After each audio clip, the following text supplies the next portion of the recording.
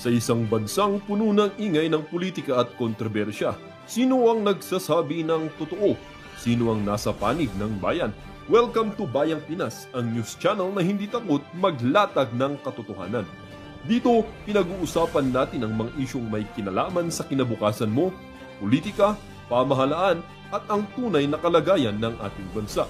Hindi kami bayad, hindi kami bulag. Sa Bayang Pinas, ang boses ng mamamayan ang tunay na headline. Kaya kung sawang-sawa ka na sa mga baluktot na impormasyon at scripted na kwento, dito ka na. Dito sa Bayang Pinas, tayo ang bantay at boses ng bayan.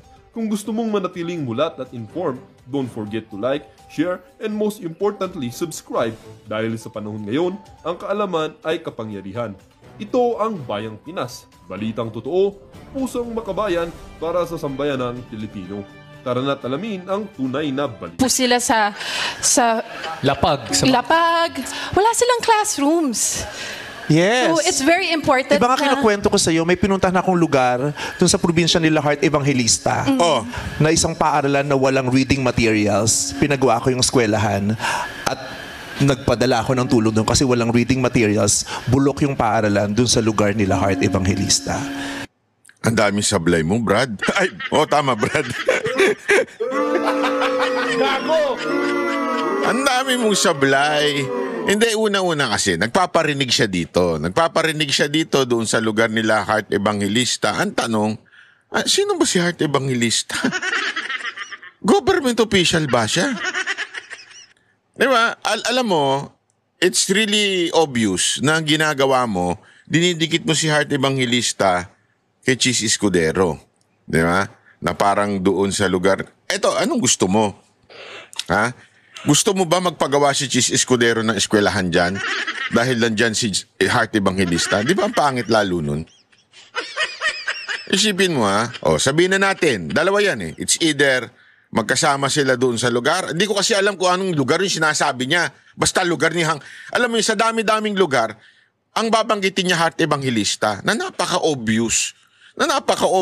Na kasi alam natin, sensationalize, basta artista. Mamaya, papaliwanag pa tayo. Basta artista ang binanatan, sensationalize yan. Talagang palalaki ng media yan. Kasi alam mo naman ang Pilipino, meron tayong celebrity, parang idol ng mga ganyan.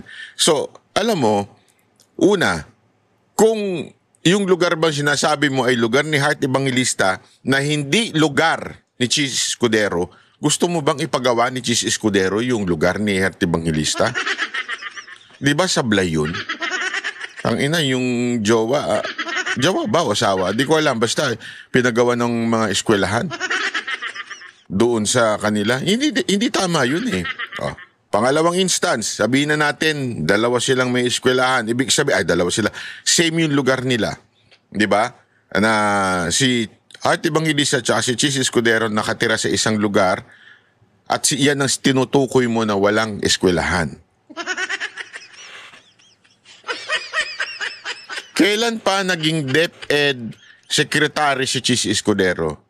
Kailan pa naging DPWH Secretary? Kasi ngayon, ang usapan is actually sa DPWH talaga daw yan.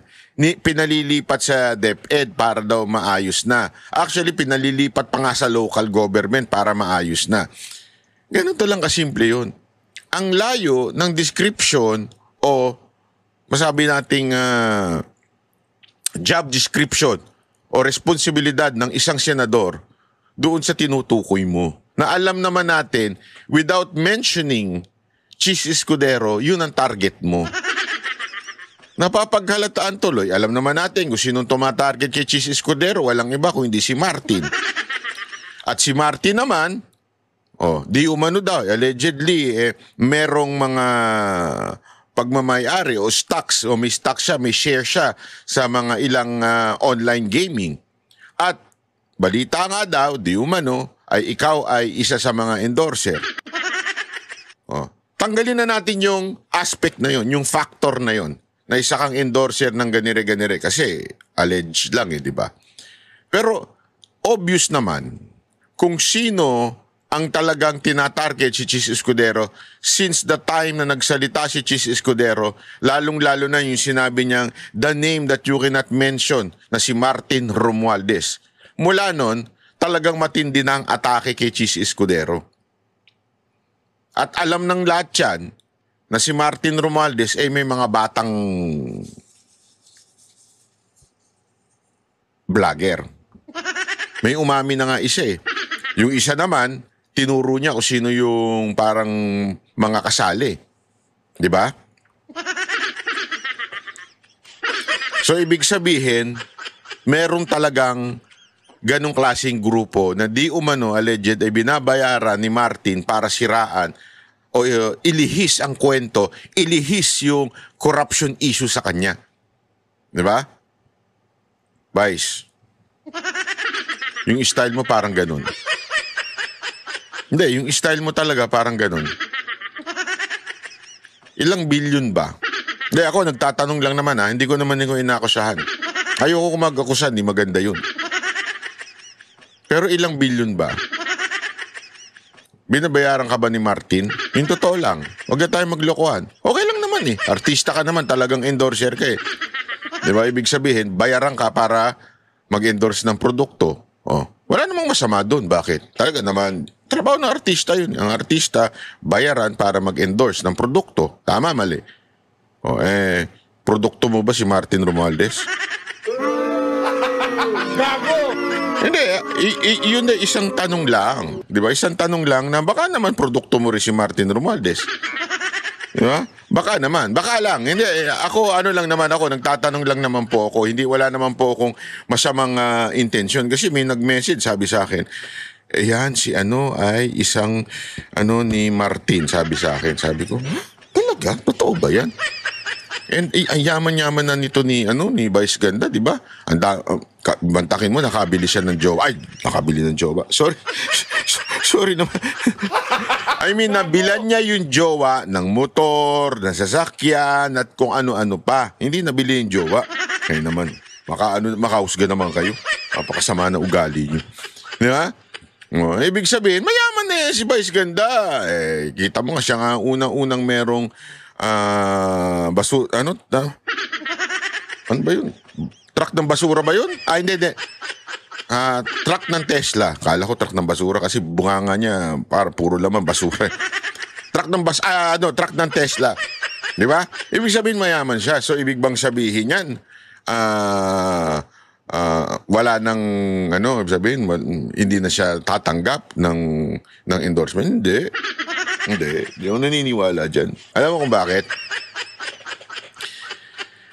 Kasi sinasabi lang, ang mayaman ay hindi na yan nagiging mano sa pera. Hindi totoo yan. As a matter of fact, nasusulat yan. Ang tao ay hindi talaga nasasatisfy. They always want something more.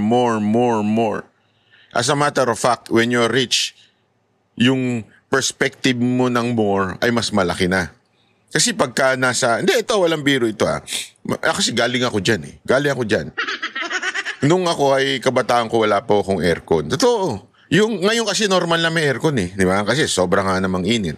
Kahit nga nandun ka sa alam mo na, sa laylayan, may mga aircon, mga bahay doon. Doon sa amin, subdivision na to wala akong aircon kasi, ewan ko bakit, mahirap kami. Ganun lang, simple, wala kami aircon.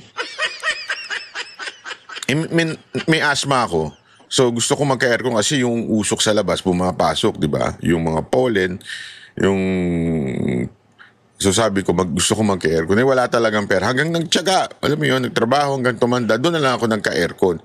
Yun lang yung pangarap ko noon, di ba?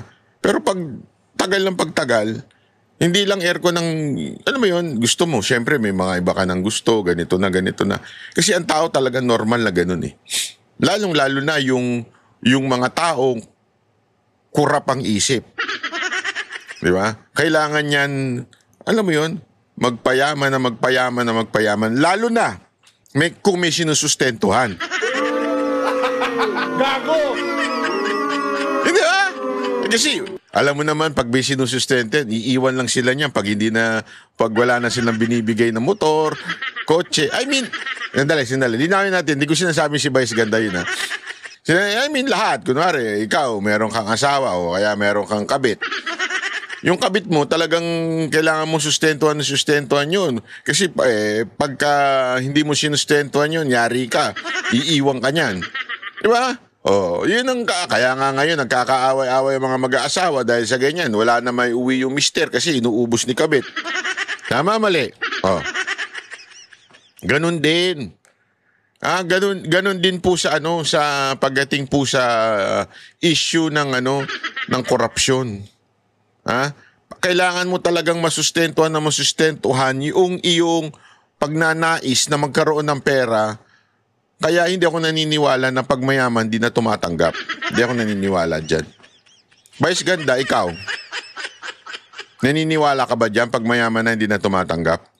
Hindi kasi alam mo, eto lang huwag ka magtaka na bakit walang eskwelahan. Huwag mo isisi kay Chis Escudero o kaya kay Heart Evangelista. Isisi mo kay Marcos. Ba't di mo mabanggit? Dati binabanatan nyo, ngayon hindi nyo na mabanggit. Dahil pinsan ni Martin? Di ba? Gago! Tandaan ninyo baka kasi mamaya, although DPWH naman ang eskwelahan, okay? Pero baka mamaya sumegway na naman yan papunta kay BP Sara Duterte dahil dati siyang DepEd. Noong 2025, walang nagawa, 22 lang ang nagawa na classroom. Okay? Although, again, DPWH. So, sinasabi ko lang to, baka mamaya sumegway na naman sila. Alam mo naman kahit pagkamatay ng ipis, ay isisisi sa mga Duterte. Di ba? So, tandaan ninyo, 2024, nag-resign si BP Sara Duterte. To be exact, in the month is June. So, ibig sabihin, wala talaga siyang kinalaman dun sa 22 na eskwelahan na tinayo. Ito, panoorin nyo ito. Ano po ang nagawang classroom ng DPWH for 2025? At ilan po yung projected na magagawa po ninyo for 2025? Mr. Chairman, let me just get the information. For 2025 po, ang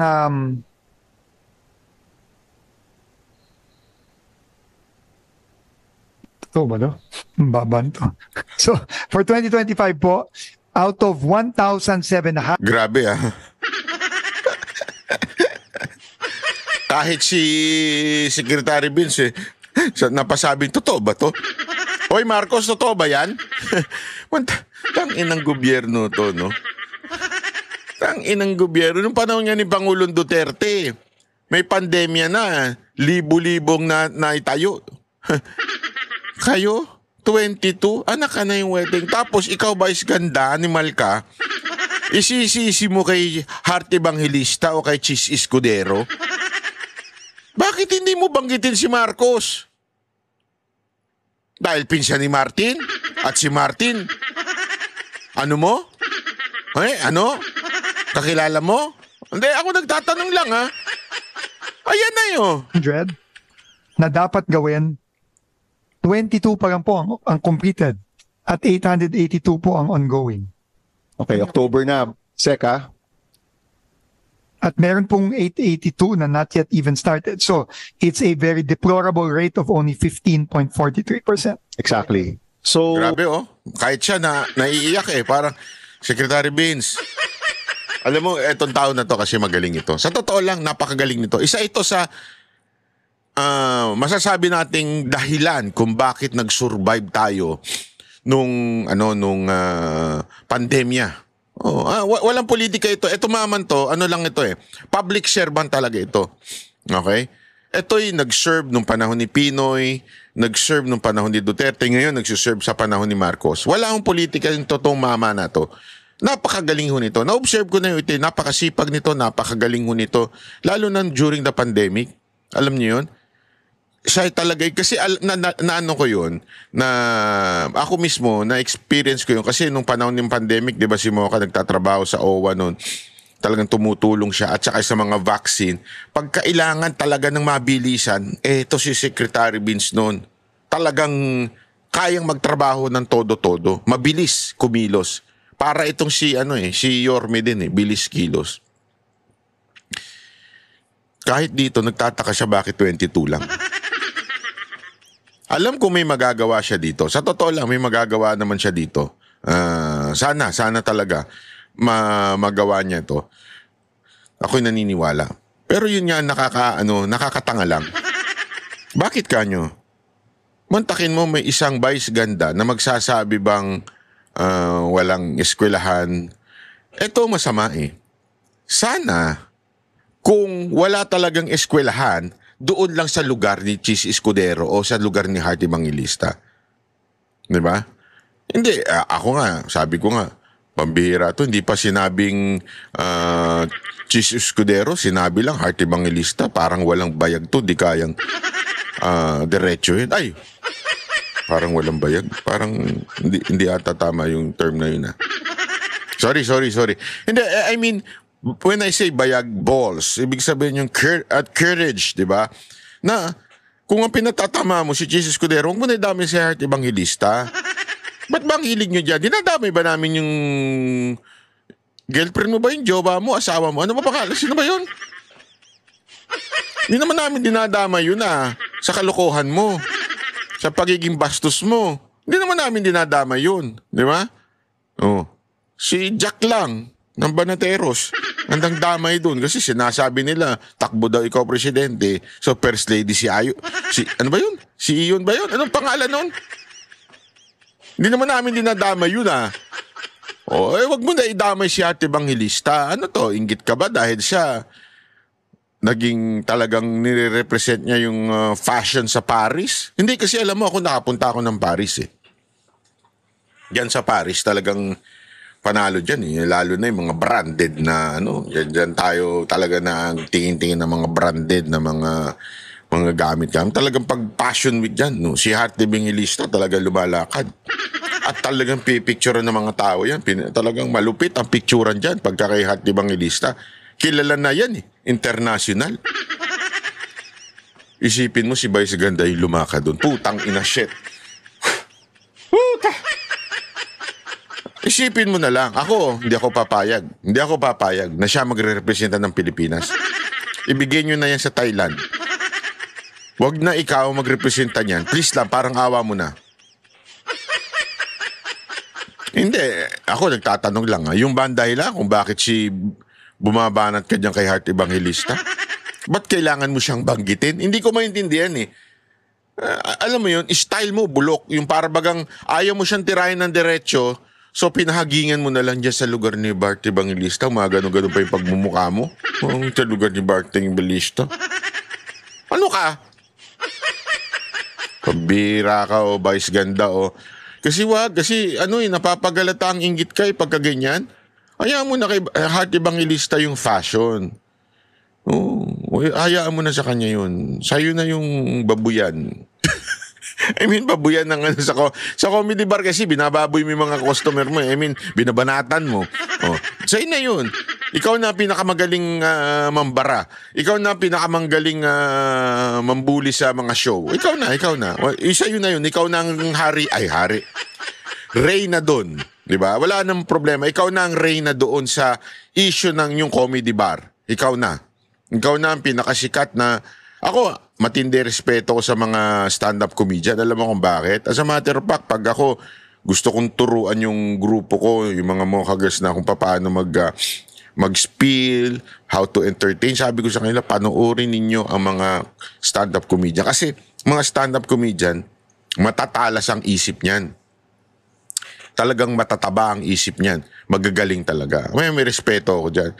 Ang daming mas magaling sa totoo lang kay Vice Ganda. Hindi ako yung hindi panlalait ang puhunan.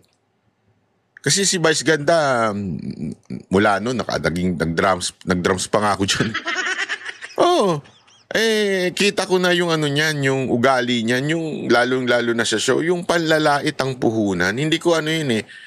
Kasi sa ibang-iba sa ibang bansa sa Pilipinas. Sa ibang bansa, yung puhunan nila pag sa mga stand-up comedian, lalo na nung before, talagang comedy. Sa atin, kukuha ng audience, lalaitin. Hindi ko gusto yun. Parang, hindi naman sa hindi ko gusto. Parang sa akin yun eh. Parang maliit na tawag doon, pang beginner. Yun. Yung panlalait lang ang kayang gawin. Beginner lang. Dapat ang comedy, natatawa ka talaga, hindi dahil sa panlalait. Yun lang, sa akin sa tingin ko hanggang ngayon, ganun pa rin si Vice Ganda.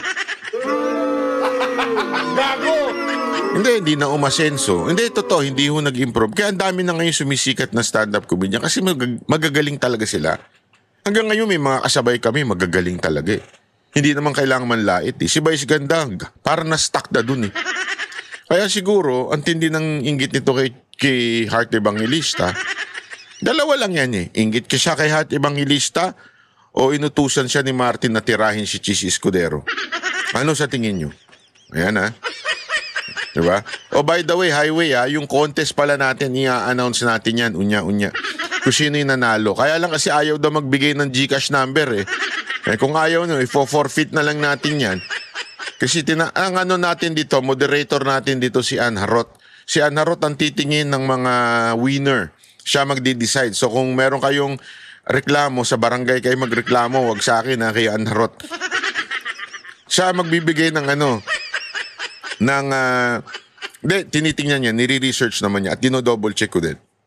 Siya ang magsasabi ng kung sino yung first 3 na nanalo na makakatanggap ng 500 GCash. Tapos, tinatanong niya yung mga tao kung ano yung GCash number. So please, pakisagot na lang siya. Huwag kayong mag-alala, hindi kayo yung nakaraton yan. Okay? O ito ba, speaking of artista, hindali, giginom lang ako. Speaking of artista, mga kababayan, i-announce ko pala yung winner mamaya. At meron ulit tayong question para meron uling tigpa 500 GCash. Palakpakan? Speaking of artista, alam mo, eto kasi yung tao na ito, isang artista na congressman. Siyempre, alam nyo naman po, galing din po tayo sa entertainment industry. Dati po akong mati ni Idol. Hindi. Yung grupo ko. So, meron akong mga contact ba na sa loob pa rin ng entertainment. At nung lumalabas tong pangalan ni Atayde, tinanong ko sa kanila, totoo ba itong Kasi ako yung tipo ng tao, lalong-lalo na vlogger, na hindi ako yung gullible, yung mabilis maniwala. Pag ako nakakita ng mga balita, nagtatanong ako, o dino-double check ko muna, nire-research ko muna, or di kaya talaga magtatanong ako sa mga taong may kakilala, o di kaya may connection dito, at tatanungin ko, totoo ba itong mga ganito? May mga balitang ganito.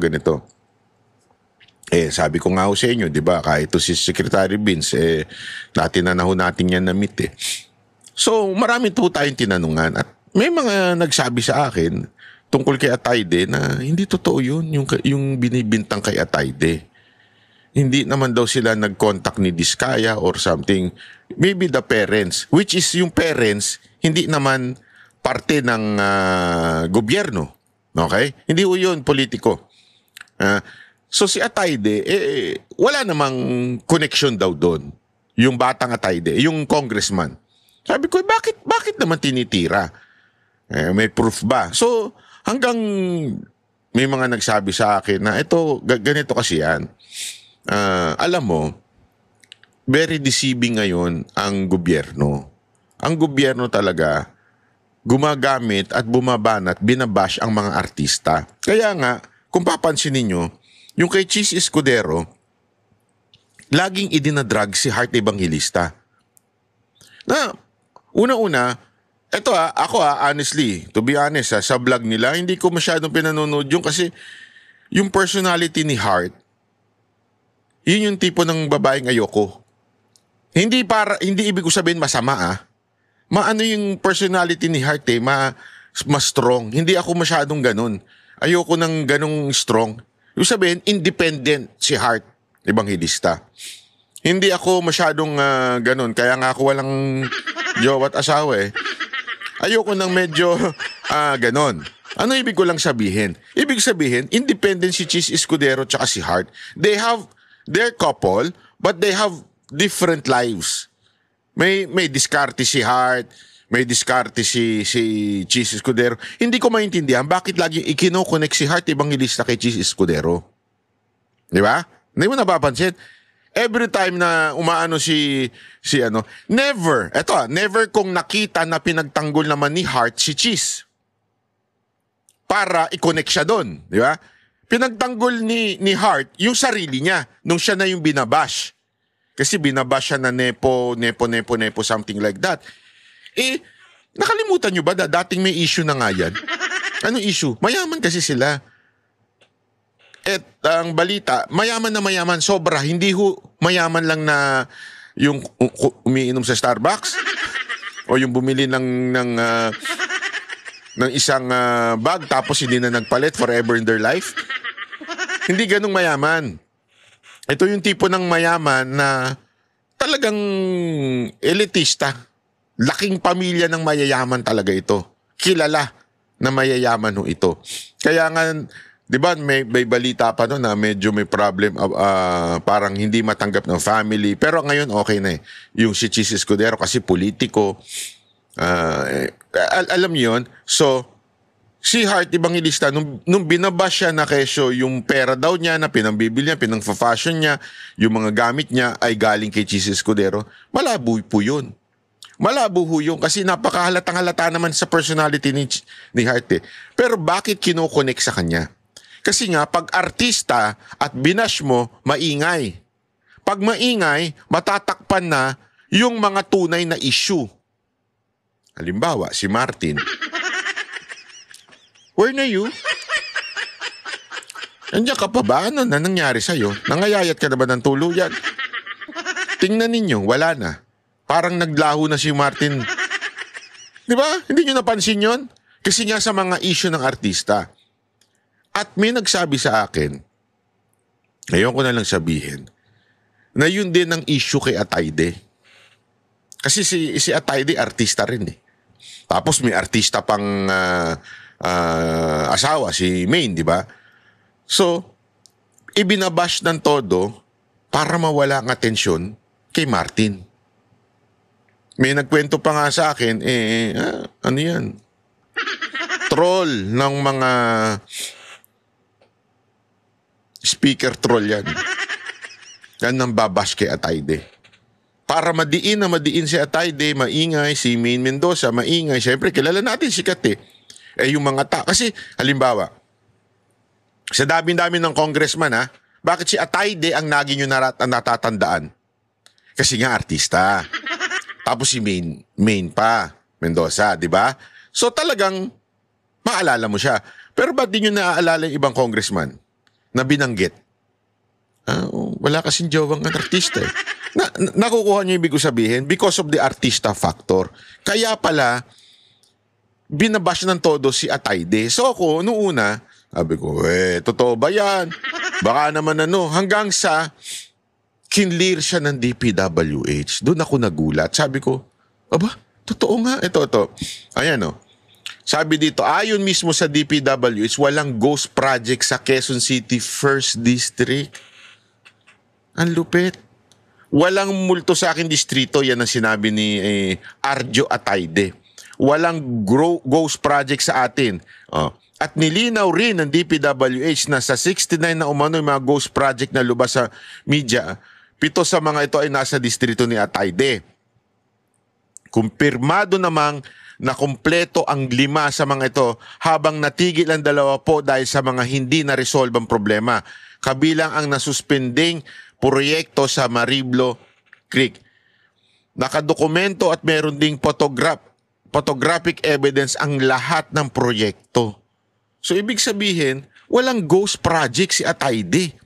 Bakit parang siyang diin na diin?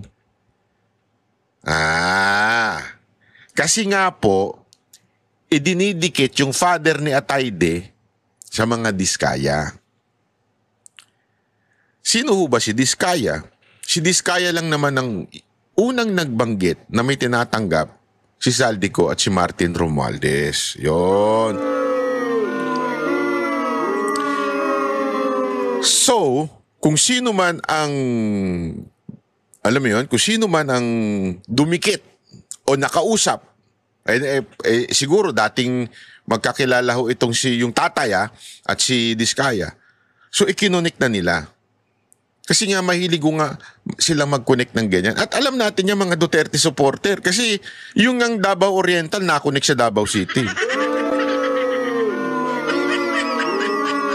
Yung mga tatanga-tangang bayaran nilang vlogger, ikinunik. Ako, alam ko kasing bayad yung mga yon. Alam ko may bayad yung mga yon. Hindi ba sila sinabihan na magkahiwalay ang Davao Oriental at saka ang Davao City? Hindi ba sila sinabihan? Malamang sinabihan sila. Alam din nila siguro yun. Kaya lang, ang tao, siguro, para lang masabing Davao, kasi maraming Gen Z. Marami talagang tanga sa Gen Z na, pareho lang yan, basta may word na Davao. Tatanga-tanga. TikTok lang ng TikTok ang inatupag. So kaya nila ginagawa yan. Even if they know na mali. Di ba? So, anong ibig pong natin sabihin, mga kababayan? Pagdating sa connect-connecta, kahit walang connect, ikino-connect nila. Ganun po ang sistema ng mga troll at gobyerno ngayon. Laging i-connect. Kahit walang kaya nga, itong si Diskaya, pilit na ikino-connect dun sa anak na si Atayde, yung congressman. Perfect Perfect script, perfect story, perfect noise. Maingay ito Palabasin natin na maraming ghost projects sa Atayde dahil meron siyang koneksyon sa Diskaya. Na-target mo na yung si Diskaya. So, maingay pa yan. Di ba? So, 2 birds in 1 stone. Tinamaan mo yung dalawa. Mag-iingay yan. Pag nag-ingay yan, Martin, digtas ka na naman. Animal ka. Gago! Galing Hindi, alam nyo, magaling talaga ang gobyerno na to. Magaling. Mantakin nyo, yung mga dilawan tayo tsaka mga pinklawan, nauto nila. Na, wag niyong pare-resignin si Marcos kasi kung hindi, si VP Sara Duterte maging presidente. Gusto nyo ba yun? Nauto nila Magaling talaga mag-ututong mga gobyerno. Buti na lang, marami pa rin hindi ututo. Di ba? Pero ganyan talaga ang dahilan At nako, marami pa po yan. Bukas may papakita tayong mga pictures, pruweba. Kinukuha natin yung mga pruweba. Alam naman tayo, hindi tayo papahig na walang ebidensya. Pictures and video ng lugar na yon. Ako sana nga ma-interview natin itong si Atayde, si Congressman Atayde. Diretsuhan, with Banateros, Banat ba yun? Diretsuhan, ano ba? Ilang taon na kayo ni Maine? Showbiz pala yung tanungan. Ano nagustuhan mo kay Maine? Yung pala ang tanungan, putang inang yan, hindi pala tungkol sa project. Hayop yan. Ano nararamdaman mo nung si Maine at saka si...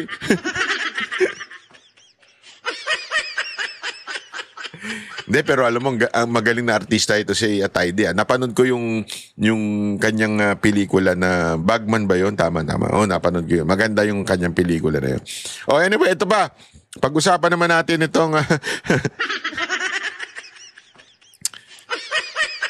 alam ko marami sa inyong mixed feelings about this. Nilinaw naman ng Office of the Ombudsman na nasa mabuting kalusugan si Ombudsman Boying Remulla.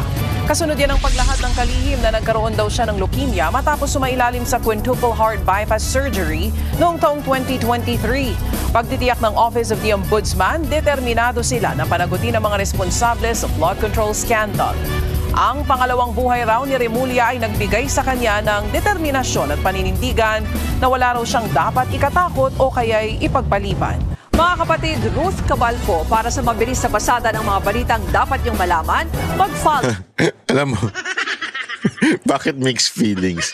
Ewan ko sa inyo. Basta mixed feelings ng ibang tao dyan maraming dyan na parang inaano nila na, hindi ako, ito lang, simple lang. Alam mo, Secretary Remulla, hindi pala, Ombudsman Remulla, mag-retire ka na. It's not worth it. I'm telling you, it's not worth it. Hindi ka na ganun even if sabihin na natin na sabi nga nila, ang cancer hindi ho na totally heal yan. Yan po ay bumabalik in a way. And I know that because, di ba, nakakwento ko naman na sa inyo. Alam ko yan. Kaya nga, ko sa'yo, mag-concentrate ka na lang sa family mo o mamasyal-masyal ka na lang. Alam mo yun, enjoy life. Diba? Kasi hindi naman na siguro masama na ikaw tumigil na sa politika. Diba? Life is not all about politics. Enjoy your life instead of ruining your reputation. Kasi ngayon, habang tumatagal na nagtatrabaho ka, maalala ka sa kasaysayan na ikaw ang most hated DOJ secretary, most hated ombudsman na hindi alam kung paano na-appoint. Alam mo yun?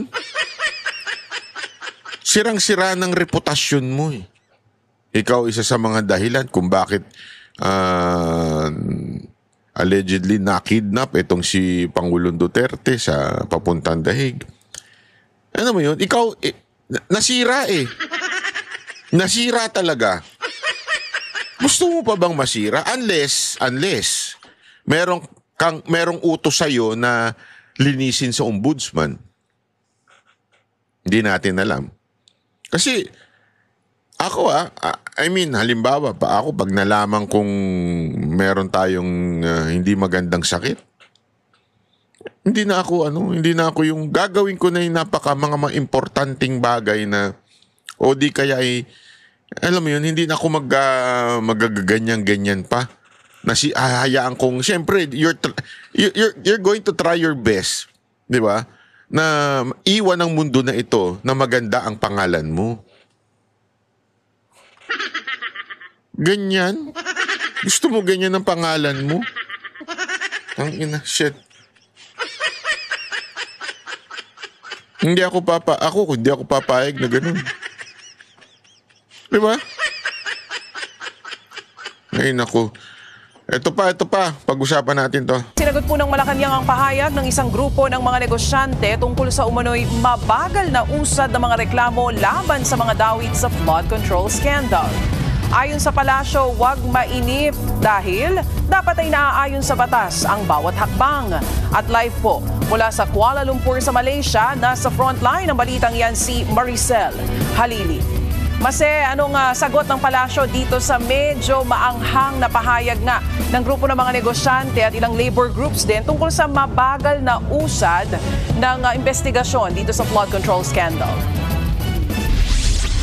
Hanggang dito talaga sa Kuala Lumpur, Malaysia, yan pa rin talaga yung mainit na usapin tungkol pa rin sa korupsyon. Pero bigyan ko lang kayo ng update muna dito sa ASEAN. Ongoing pa rin yung isinasagawang ASEAN Summit dito sa Kuala Lumpur, Malaysia, at kasalukuyang nag-a-attend si Pangulong Bongbong Marcos sa leaders level meeting dito sa Kuala Lumpur. Pero sa sideline niya, nagsagawa ng press briefing si Palace Press Officer Undersecretary Claire Castro. At doon nga natin nahinga ng reaksyon tungkol dito sa pahayag ng mga business groups na bumabatikos dahil usad pagong yung paghahanap ng hustisya laban nga dito sa mga taong involved sa katiwalian. Ang paliwanag dyan ni Yuse Castro, syempre tinitiyak nila na naaayon ang lahat ng kanilang hakbang kung ano yung nakasaad sa batas. Ang sinasabi nga ni Yuse Castro, oo, sinabi ng Pangulo, yung katagang mahiya naman kayo sa kanyang SONA noong Hulyo, Oktubre na ngayon, papasok na ang Nobyembre, pero marami na rin naman daw nangyari. Kabilang na nga dyan yung mga freeze order doon sa mga ibang involved dito sa sinasabi nating katiwalian. Pero maliban dyan, sinagot din ni Yuse Castro kung bakit nga ba karaniwan ay lookout bulletin lamang nasasama yung mga pangalan at hindi whole departure order. Sabi niya kasi kailangan nga ng kaso sa korte at korte ang mag-i-issue ng whole departure order dahil lahat naman daw tayo may kalayaan na maglayag o may kalayaan na mag-travel. Hindi naman yan pwedeng ipagkait lalo't hindi pa naman nahaharap sa mga legal actions yung mga taong involved. And bukod dyan, nagbigay din siya ng reaksyon dun sa naging pahayag ni Congresswoman Laila De Lima tungkol doon sa pag-question sa pagre-release ng Statement of Assets, Liabilities and Net Worth ni Pangulong Bongbong Marcos. Ang sabi ni Yuse Castro dyan, hindi naman ipinagkakait ni PBBM yung kopya ng kanyang SALN, pero ang gusto lamang nila ay sumunod sa panuntunan na inilatag ng Ombudsman na kung ikukumpara naman naman daw nung nakalipas na administrasyon, edi hamak na mas maluwag naman daw ang polisiya ngayon. Narito ang pahayag ni Jose Castro. Hindi po agad na pagkabigay po ng complaint, hindi na po dadaan sa preliminary investigation. Hindi po maaari mangyari yon. Pag kayo po ang nadimanda, sa lahat po ng bumabatikos o nagkikriticize ngayon, pag kayo po ang nadimanda, gugustuhin niyo po ba pagka-file ng complaint, hindi na kayo makalaga o makabiyahe? Yan po ay... Oo nga naman. Tama naman siya doon. Agree ako doon. Kasi kung hindi, kaliwat kanan ng demanda lang gagawin kahit malabo, which is ginagawa ng gobyerno ngayon yan. Totoo, ginagawa ng gobyerno ngayon yan, yung magdemanda kaliwat kanan sa mga kalaban nila. Kaya paano, hindi na makakabiyahe. Kaya agree ako dyan. Okay, agree ako dyan. Pero ngunit datapat subalit. Na? Subalit. Mali iho yun. Ha? Ang inaantay ng taong bayan, simple lang naman, makasuhan yung pinsan. Hanggang ngayon, tutang ina sa dami-dami ng ebidensya na naglalabasan, witness, wala pa rin kaso. Oh, isa pa yan. Yung passport ni Zaldico, hindi pa rin kinakancel. Yan ang nirereklamo ng taong bayan eh. Diba? Oh, ano pa? Yung sinasabing ICI na independent kuno. Hindi naman nakalantad ang streaming. Kahit sinabi nila, oo, magla-live stream kami. Tapos na. Putang ina, anong gagawin natin dyan? Tapos na eh. Tapos na. Wala na. Nagsalita na si Martin Romualdez dyan. Anong gagawin natin dyan sa live stream nyo? Eto nga, kung talaga sincere, ba't di nyo ilabas yung video na yun? Ilabas ang video ni Martin. Yan ang dapat itag eh. Ay hashtag. Ilabas ang video ni Martin. Ilabas ang video ni Martin. Ganon. Lokohan na ito eh. Hindi nyo ilabas yung video ni Martin. Tapos sasabihin nyo ngayon, due process. Due process pag sa inyo, sa mga kakampi nyo. Pero pag Duterte, walang due process. Kidnapin na yan. Papunta doon sa ibang bansa. Oh, di ba? Tama, mali. Yung kalaban nyo si Villanueva, kalaban nyo si Chis Escudero, wala nang due process eh. Basta ilantad. Kay Villanueva nga eh. Di ba? Munti kang pamadali.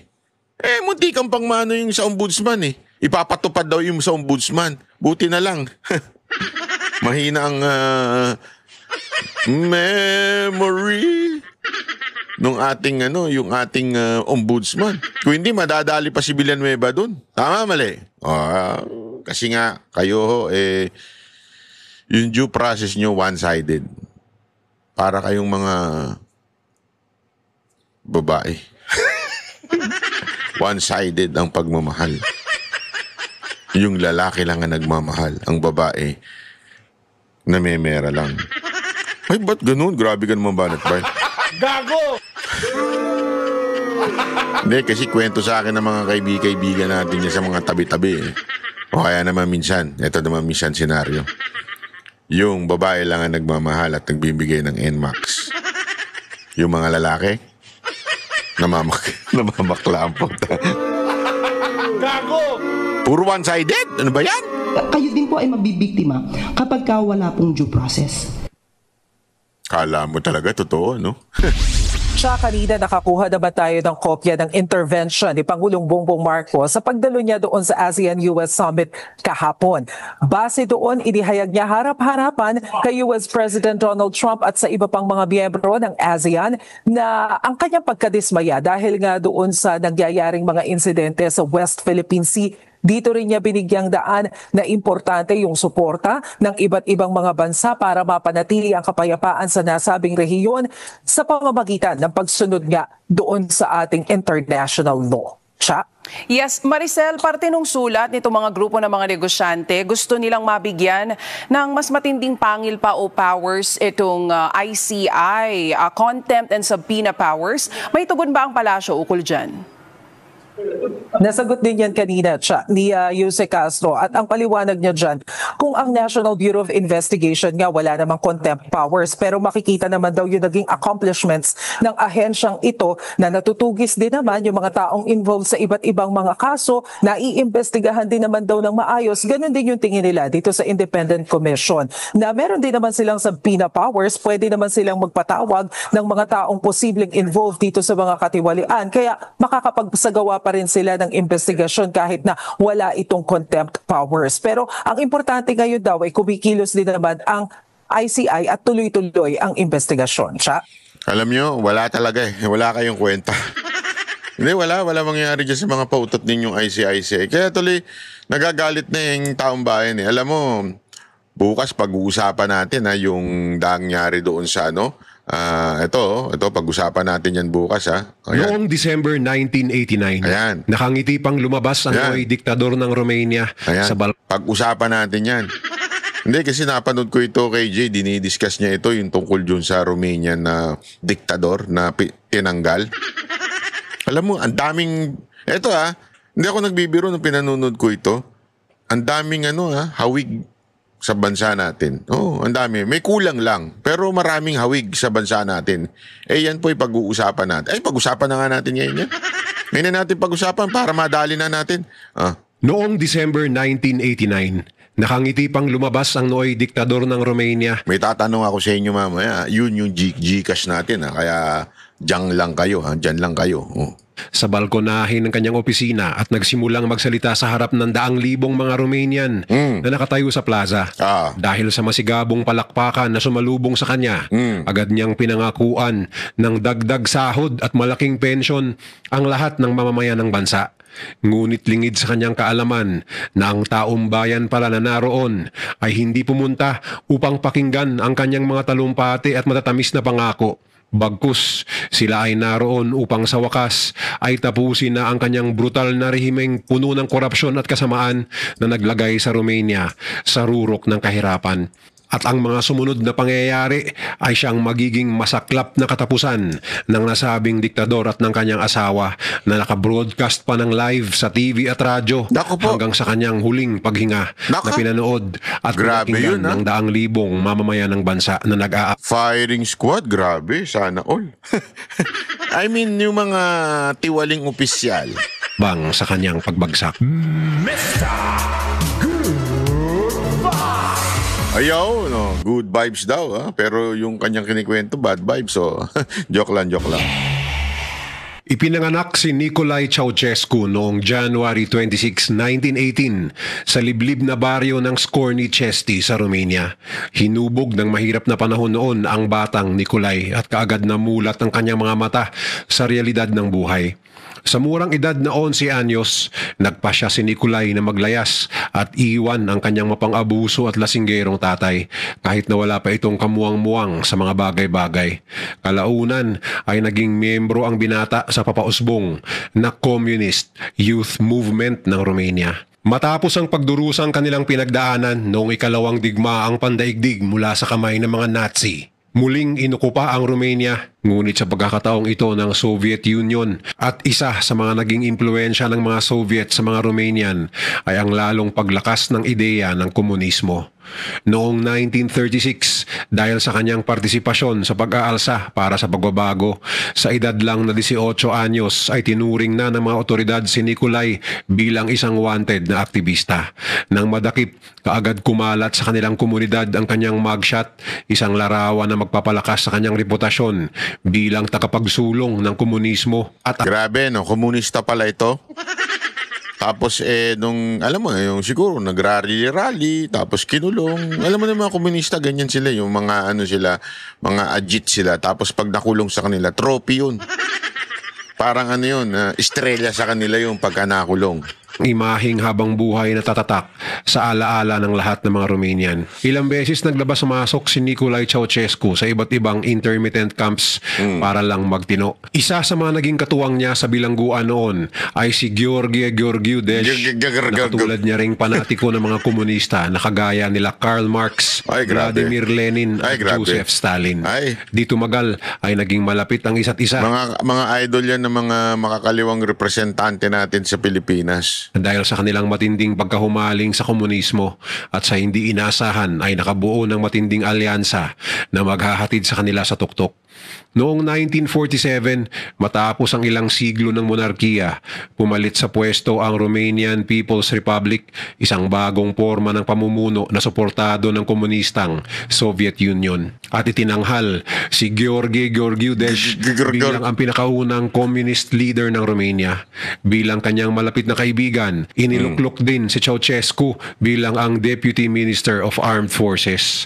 Sa paglipas ng panahon, unti-unting umangat ang ranggo ni Ceausescu sa gobyerno. Nang pumanaw si Gheorghiu Dej noong 1965, walang ibang pumalit sa pwesto kundi ang kanyang kanang kamay, ang kasalukuyang General Secretary ng Romanian Communist Party.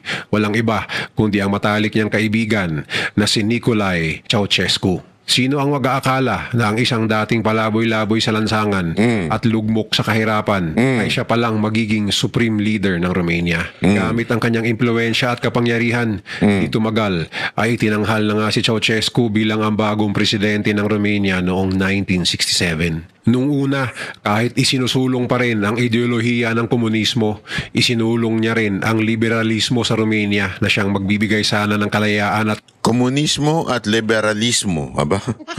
Pilipinas na Pilipinas, ano?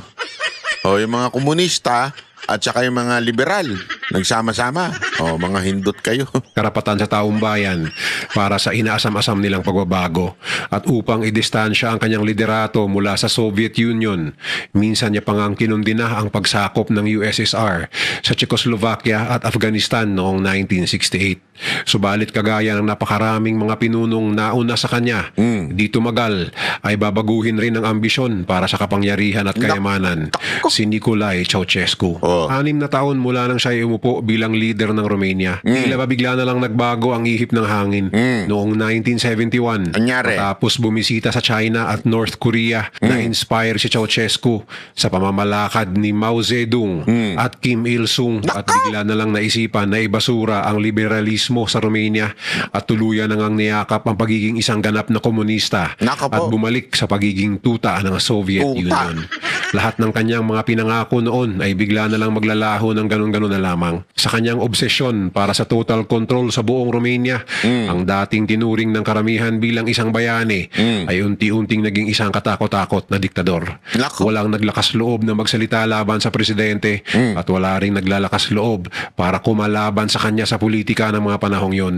At kung meron man ay kaagad ring inaaresto o di kaya ay pinapatumba ng ipinagmamalaking secret police. Nako, parang meron tayong alam na ganyan na diktador. Nicolae pinakasuhan, pinapakulong. Ceausescu. Hindi umubra ang freedom of speech dahil pinaparusahan at pinatitikom nito ang mga bibig ng kahit sinong may kakayahang ihayag ang kanilang mga hinaing sa publiko. Lahat ng mga tao ay namuhay sa takot at pangamba at kahit nasa loob sila ng kanilang mga tahanan ay wala pa rin silang ligtas dahil minomonitor ng secret police ang lahat ng linya ng komunikasyon pati na ang kung anong programa ang pinapalabas sa telebisyon. Kahit ang mga mismong minister na mga miyembro ng gabinete at mga matataas na opisyal ng gobyerno ay mahigpit na minamanmanan ni Ceausescu. Marahil ay dahil wala siyang pinagkakatiwalaan ni isa man sa mga ito. Maliban sa pananakot at pang-aapi ng kanyang administrasyon, nalugmok rin sa labis-labis na kahirapan ng ekonomiya ng Romania na resulta ng mga palpak na desisyon ng diktador at ang kanyang korupsyon para tustusan ng kanyang marangyang pamumuhay at ang mga luho ng kanyang asawang si Elena. Habang nagugutom ang mga naghihirap na mga Bakit lagi ba kasama ang asawa, no? Sa pagbagsak, ano? Luho ng asawa, patay tayo dyan. Inyan sa kalsada, wala pa ring naging pakialam ang mag-asawang Nikolai at Elena Ceausescu at patuloy lang sa pagtamasa ng kanilang nakakalulang kayamanan at pribilehiyo. Ginamit nila ang pera ng Romania para sa kanilang pansariling interes. Mga mamahaling sasakyan, sangkatutak ng magagarang kagamitan, mga alahas at ginto, mga dambuhalang proyekto kagaya ng Palace of the People, para lang tapatan ang Pentagon ng Amerika. Grabe, Marami no? pang ibang mga walang katuturang bagay. Subalit kahit na tila nasa rurok na sila ng tagumpay, wala silang kamalay-malay na nalalabi na pala ang pagtatapos ng paghari-harian ng mga Ceausescu sa Romania. Nangyari? Sa mga huling bahagi ng dekada 80, dahan-dahan nang nagkakawatak-watak ang Soviet Union at isa-isa nang bumabagsak ang mga Communist Party sa Eastern Europe. Ang dating superpower na koalisyon noong Cold War ay nagmistulang mga basang sisiw nang pumasok na sa usapan ang North Atlantic Treaty Organization o NATO. At isa sa mga komunistang bansa na hindi tatagal ay babagsak rin kagaya ng kanyang mga kaalyado ay walang iba kundi ang Romania. Nagsimula ang lahat noong December 17, 1989 ng isang lokal na pastor mula sa Timisoara, isang probinsya ng Romania, si Reverend Laszlo Tokes, ang lantarang tinuligsa ang mga kawalang hiyaan ng liderato ni Nikolai Ceausescu. Ang pagsuway na ito ay hindi pinalagpas ng diktador at kaagad iniutos ang pagdakip sa pastor sa lalong madaling panahon. Ngunit hinarangan ito ng mga taga-suporta ng pastor. Sandali. Sounds family Meron ding pinadakip na pastor dito sa atin Nagsisiwalat ng mga katiwalian, di ba? Tandaan ninyo, mula nung kinwestiyon ni Pastor Kibulo yung sa issue diyan sa ano nga bang issue yun? Nakakalimutan ko tuloy. Tala ng katandaan na rin to. Minsan nakakalimot. Hindi, meron siyang kinwestiyon at tinatanong lang naman niya. Hanggang eventually, pinag-inita ng SMNI. Diba? Tapos sinasabi pa nga ng SMNI yun na unti-unti na silang hanggang to the point na pati yung dalawa nilang angkor, si Ka Eric at saka si Ma'am Lorraine. Ganun din. Kinulong din siya, Hanggang eto, parehong-pareho, di ba? Grabe talaga. Alam mo, pag mga ganito, nakakarinig ako talaga. Parehong-pareho. Pareho kaya magiging ending natin? At gumawa ng barikada laban sa mga pulis. Subalit imbis na solusyonan ito sa mapayapang paraan, ay walang habas pangang pinagbabaril ng mga secret police ni Ceausescu ang sinumang humarang sa daan. Ng mga sandaling yun, daan-daan kaagad ang nasawi sa mga kalsada ng Timisoara. Kaagad kumalat ang balita sa buong Romania ang tungkol sa malagim na massacre. Dahil dito, napagtanto ng mga Romanian na sobra-sobra na ang pang-aapi ng diktador sa kanila at oras na para rumesbak. Bilang pag-aalsa, nagkaroon ng samot-saring mga protesta sa iba't ibang parte ng Romania. Bakas na sa mukha ng bawat isa sa mga rallyista ang kanilang pagnanais na pabagsakin si Ceausescu sa lalong madaling panahon.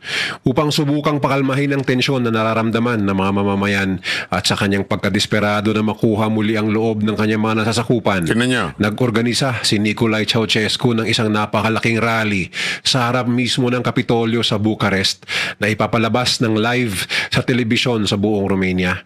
Pagsapit ng tanghali ng December 21, 1989, lumabas si Ceausescu sa balkonahe ng kanyang opisina at nagsimulang magsalita sa harap ng libo-libong mga Romanian na nakatayo sa plaza. Nung una, naging maayos naman ang takbo ng lahat. Maririnig sa background ang hiyawan at palakpakan umano ng mga lokal na residente. Yun pala, ang mga pagpupugay na ito ay peke at pawang mga pre-recorded na tunog lang mula sa mga dambuhalang speaker. Alam ko na yon, may alam akong ganyan. Di ba meron tayong dating binuki na ganyan, yung merong palakpak? Tangina. Parehong-pareho talaga.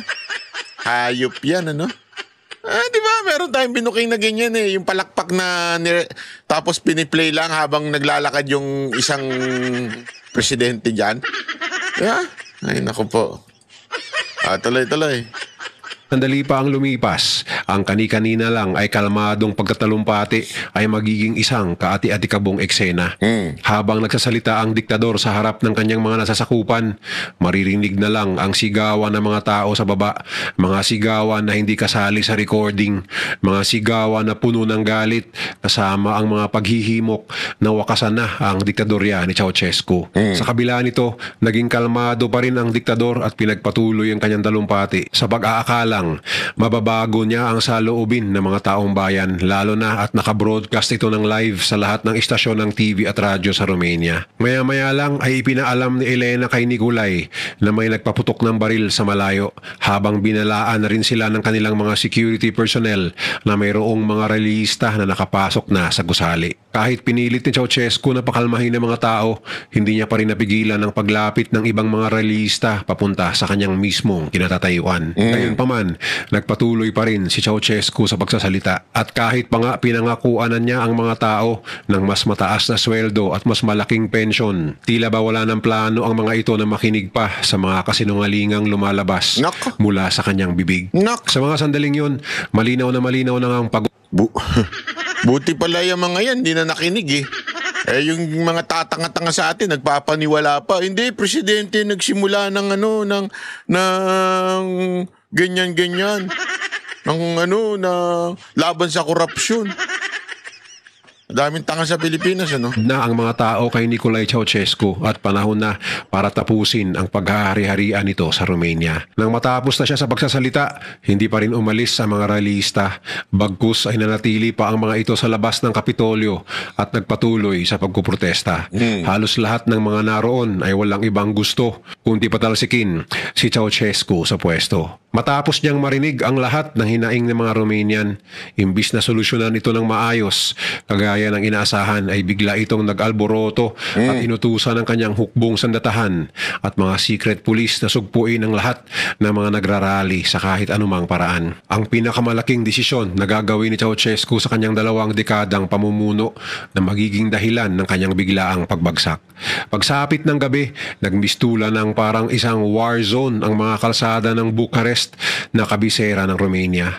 Walang habas na sinasagasaan ng mga tangke de gera ang mga nakaharang ng mga taong bayan sa daan, at isa-isang pinatumba ng mga nakatambay na sniper ang mga nagbabarikadang mga nagrarally. At lahat ng mga kumontra kay Ceausescu ay sinapit ang hagupit ng diktador.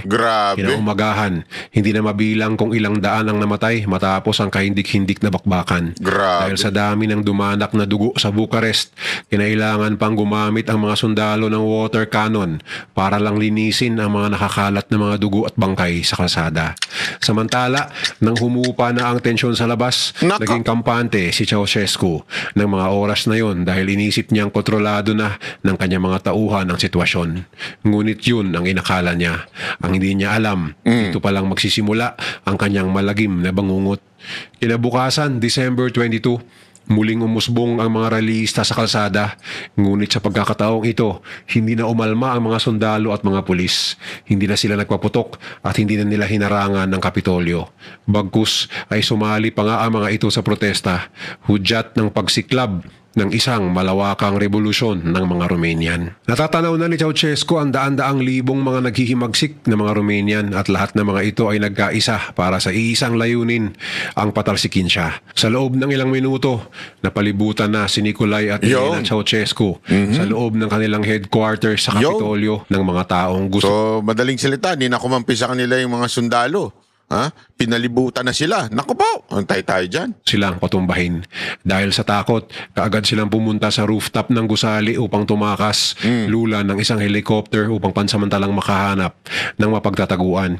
Baka sa kanilang mga namumutlang mukha ang labis na pangamba. Sa tulong ng kanilang mga bodyguard, pumunta ang mag-asawang Ceausescu sa isang military camp malapit sa kanilang safe house. Tapos? Sa Snagov sa probinsya ng Romania upang humingi ng backup.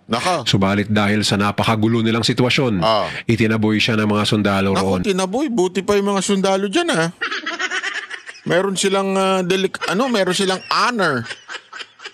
May honor sila, Malinaw na indikasyon na mag-isa na lang ang mga Ceausescu sa labang ito. Kasabay ng paglayas ng mag-asawang Ceausescu mula sa Kapitolyo ng Bucharest, ang hindi nila alam ay binubuo na pala ang isang bagong gobyerno na kinabibilangan ng mga politikong matagal nang salungat sa kanyang pamamalakad. Ngunit ngayon lang naglakas loob na pumalag.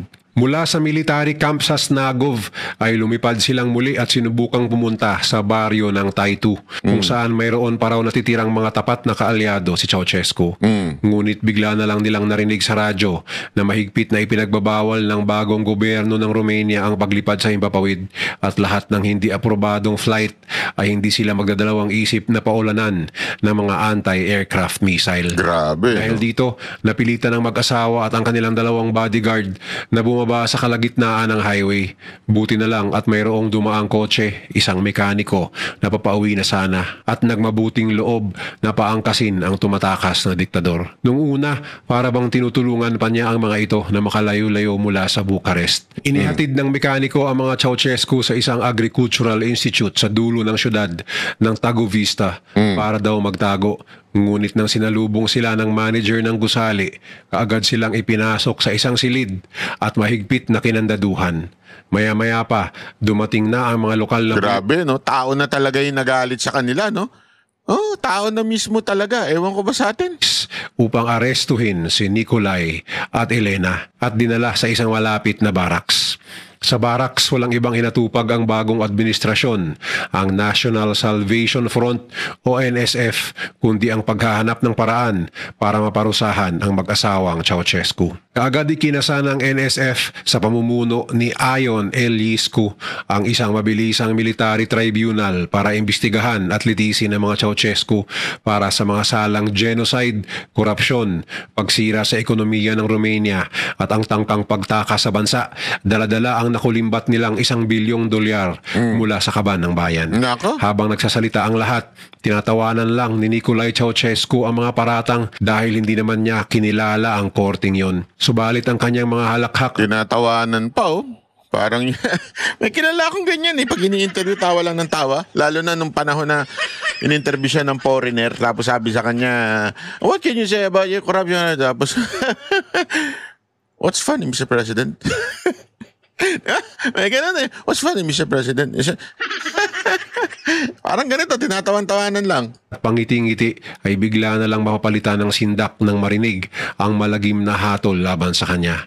Matapos lang ang 2 oras, kagaya ng inaasahan, natagpuan si Nikolai at Elena Ceausescu na guilty sa lahat ng mga akusasyon at natula ng parusang kamatayan sa pamamagitan ng firing squad. Kahit napilit nagpupumiglas ang mga Ceausescu, wala na silang nagawa pa para umalma, ni hindi man lang nila nagawang umapila o mabigyan ng tsansang marepresenta ng abogado dahil buo na ang desisyon ng tribunal at ng lahat ng mga Romanian na kailangan ng mawala ang mga Ceausescu sa mundo. Pagsabit ng December 25, 1989, sa mismong araw ng Pasko, dinala si Nikolai at Elena sa bakanting lote sa likod ng barracks. Habang nakatali, nakaharap sila sa firing squad. Sa kanilang mga huling sandali, mangyak-ngyak na si Elena sa pagmamakaawa, samantalang nakapagtatakang nanatili lang kalmado si Nikolai kahit na malapit na ang kanilang katapusan. At sa hudyat nga ni Iliescu, pinagbababaril ng mga sundalo ang mag-asawa hanggang sa bumulagta na lang ito sa lupa. Lahat ng ito ay nakunan sa kamera at ang ibang eksena ay na-broadcast pa nga sa telebisyon sa Romania. Grabe. Kumalat sa buong bansa ang video at mga larawan ng mga huling sandali ni Nikolai at Elena Ceausescu na naging hudyat ng pagtatapos ng kanilang 24 na taong malupit na dinastiya sa Romania at ang pagtatapos ng komunismo sa bansa. Sa pagkawala ng mga Ceausescu, biglang nagbago ang buhay ng mga tao sa Romania. Tuluyan na nilang binasura ang komunismo at sa unang pagkakataon, nagkaroon ng malayang eleksyon ang mga mamamayan noong 1990 kung saan nanalo si Ion Iliescu bilang unang demokratikong pangulo ng Romania. Sa wakas, naramdaman din ng mga Romanian kung ano ang tunay na kalayaan na patuloy nilang tinatamasa hanggang ngayon. Sa Pilipinas, sa kabila ng pagiging isang demokratikong bansa, masasabi ba nating may tunay tayong kalayaan sa kabila ng korupsyon at kawalang hiyaan ng ating mga tinuturing na lider? Walang ibang inaatupag kundi ang simutin ang kaban ng ating bayan. Huwag